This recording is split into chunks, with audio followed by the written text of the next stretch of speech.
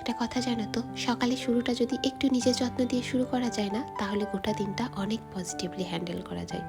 So hello everyone, কেমন আছো সবাই? আমার নতুন আরও একটি ভিডিওতে সবাইকে ওয়েলকাম।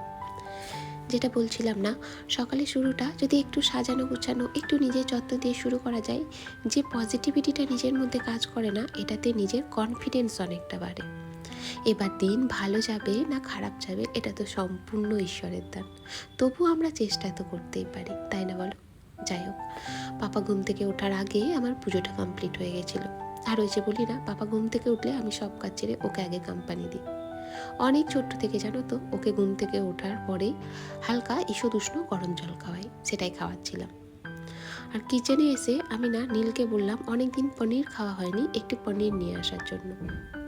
নীল তো সকালের দিকটায় অফিসের মিটিং নিয়ে ব্যস্ত থাকে। আমি কি করি, চিয়া সিডসটা রেডি করে সোজা ব্যালকনিতে চলে যাই। চারিদিকটা সবুজে সবুজ, জানো তো, আসামে সবুজ প্রচুর, চারিদিক যেন সবুজে মোড়া। সামনে পাহাড়টা আছে, পুরো সবুজ, সাথে বিভিন্ন রকমের পাখির ডাক, কি যে ভালো লাগে এই সকালটায়।